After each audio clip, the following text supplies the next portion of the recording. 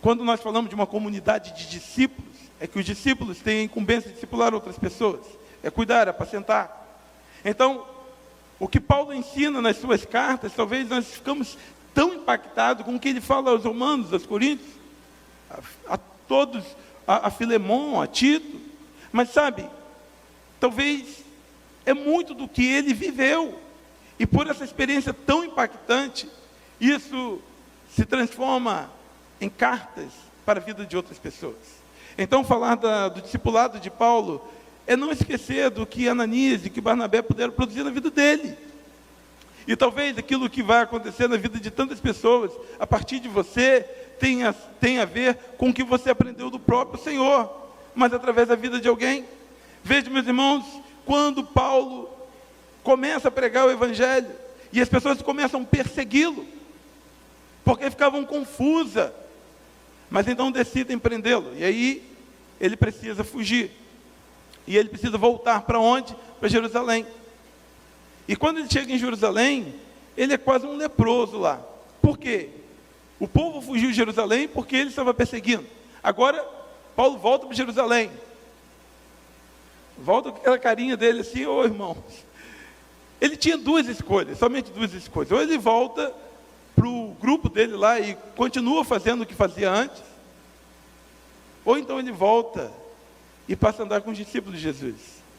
E ele começa a andar com os discípulos de Jesus. O que acontece é que os discípulos de Jesus, a Bíblia diz isso, né? Não vou ler o texto aqui, mas você vai observar, a partir do versículo 26, que então, quando Paulo chegou a Jerusalém, procurava juntar-se aos discípulos. Versículo 26. Mas todos os temiam, não acreditando que ele fosse um discípulo. Meu irmão, sinceramente, normal. Nada de extraordinário, nada diferente do que acontece na maioria das vezes dentro da nossa igreja. A gente tem dificuldade de acreditar nos processos de transformação. Mas o fato é que Barnabé, então segura pela mão dele e começa a andar com ele. E é o versículo 27 que diz: então Barnabé, tomando-o consigo, o levou aos apóstolos e contou-lhe como no caminho ele vira o Senhor e como transformou a vida dele. Veja bem, meu querido, não foi um e-mail, não foi um WhatsApp, mas ele tomou para si, tomou consigo e andou. Isso me faz pensar que andar sozinho dentro da igreja é quase um pecado, mediante a mutualidade que existe na Bíblia, uns com os outros. Mas o fato é que Barnabé assumiu para si a responsabilidade de andar com um cara que tinha a pior imagem, para transformá-lo num discípulo de Jesus, a ponto de chegar até a vitória. Eu sempre que falo sobre esse texto, me lembra de uma pessoa. Alguns anos atrás, passei no concurso para a Petrobras e fui embarcar. Eu tinha saído de uma grande empresa multinacional, e eu gostava muito dela, porque era uma planta nova, tudo novinho. E eu fui para uma plataforma da Petrobras, e o primeiro embarque, eu não conhecia ninguém, eu nem sabia muito bem o que eu ia fazer. O fato é que quando eu cheguei lá, eu me decepcionei muito, mas muito mesmo. Eu não senti... Você sai de um ambiente que todo mundo é teu amigo, e que você é líder, e de repente você chega num lugar em que todo mundo olha para você com desconfiança. E eu confesso a você que, naquele dia, eu fui para o camarote, que é, na verdade, as dependências de uma plataforma de petróleo, e orei ao Senhor, falei: Senhor, eu não vou reclamar por um ano. Daqui a um ano, eu volto a falar contigo sobre novos rumos da minha vida. Porque eu tinha certeza que ali eu não queria ficar. E os dias passaram, e sabe, você não ter sabor, você não ter gosto, você não vê graça em nada daquilo.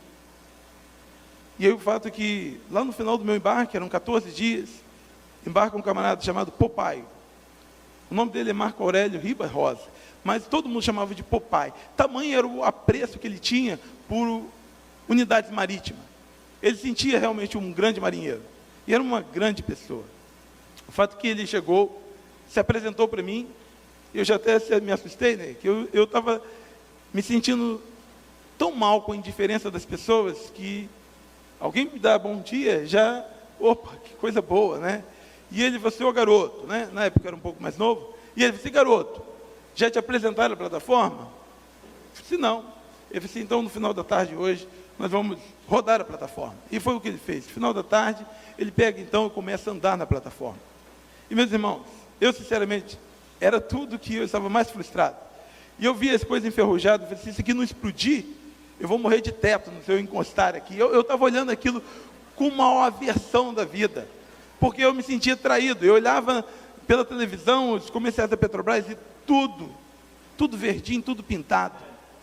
E aí quando você embarca lá, o negócio tudo enferrujado, eu nunca olhei que ali era a oportunidade de eu fazer um bom trabalho e restaurar. Eu sempre olhava assim, rapaz, que negócio mal cuidado. Mas o fato é que papai andou comigo, e ele foi a todos os lugares comigo. E a forma como ele falava das coisas, não tinha como não me deixar apaixonado.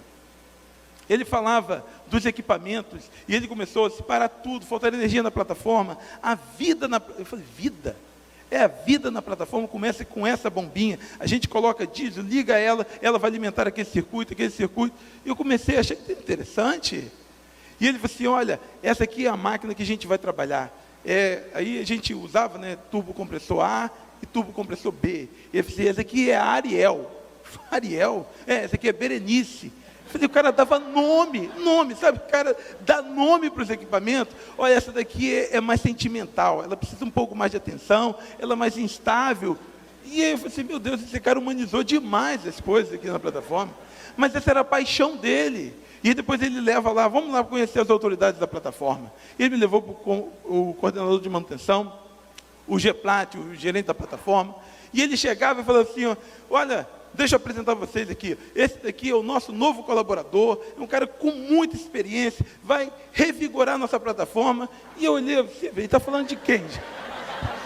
Ele quer dizer de quem, né? E aí, rapaz, ele falou assim, olha, esse aqui, olha, eu sei que depois de 2 horas, eu não estava chamando de Ariel e Berenice, não, mas eu já tinha decidido que ali eu faria da minha morada. E eu fico pensando, quando as pessoas entram dentro da nossa igreja, sem discipulado, você acha que tudo é muito bonito, você acha que é lindo, mas quando a pessoa se convence que ela tem que levantar, porque todo mundo levantou, todo mundo senta, e ela fica de pé, não é? Aí quando alguém fala assim, vira para o irmão ao seu lado, aí ela fica olhando para quem que eu olho, né? O que que eu falo? Então, é um ambiente muito estranho para quem não é da igreja. Quem não fala o evangeliquez, como eu e você. Um dia, talvez ela fale, mas talvez um dia, ela decida voltar para Jerusalém e vai se juntar àqueles que fazem sentido para a sua vida. Mas o discipulado, Ananias, Barnabé, puderam mostrar para ele que a melhor coisa do mundo era investir a vida no reino de Deus. O texto diz que, e logo ele começou a pregar na sinagoga. Eu imagino, quando Saulo estava perguntando para Ananias, Ananias, essa roupa está boa para poder pregar? Eu passei gel no meu cabelo 2 vezes, meus irmãos, para pregar aqui. Escovei o dente 2 vezes. Eu disse, Senhor, eu não lembro mais se eu escovei, eu não sei se, sabe, quanto nervosismo a gente fica aqui para falar para vocês. Agora imagine Saulo falar para os judeus, e que ele virou de time. Agora imagine só, e assim, eu posso, quando eu digo que eu chego aqui nos braços da Junta de Missões, é o carinho, é a oportunidade. Meus irmãos, você acha que o pastor Samuel, pastor Fabrício, pastor Brandão, está com poucas opções para pregar aqui, para me convidar? Não é. Eles têm muitas. É oportunidade. É carinho, é cuidado. É pessoas que sabem das minhas limitações, mas sabem do meu coração. E as pessoas confiaram na transformação da vida de Saulo e deram oportunidade para ele. Eu fico imaginando Ananias falando assim, vai meu irmão, vai, capricha, esse texto aí é bom, mas chama para ação, né? Call to action, chama a galera para uma conversão, para você tem virtude, você tem poder, você tem exemplo, vai lá. Imagine depois Saulo perguntando a Barnabé, e aí, como é que foi, cara? Cara, foi muito bom, rapaz, gaguejou muito, mas foi muito bom, foi excelente, foi muito legal. Mas sabe, meus irmãos, esse é o discipulado. Por isso que eu digo que a igreja, a comunidade discípula, é um lugar de transformação de vida. Nós podemos, às vezes, pensar no potencial do que está aqui dentro. Mas você já parou para pensar no potencial que está lá fora? Você já parou para pensar quantos Saulos Deus está salvando, mandando para a cidade, para que encontre um lar, mas encontre um discipulador?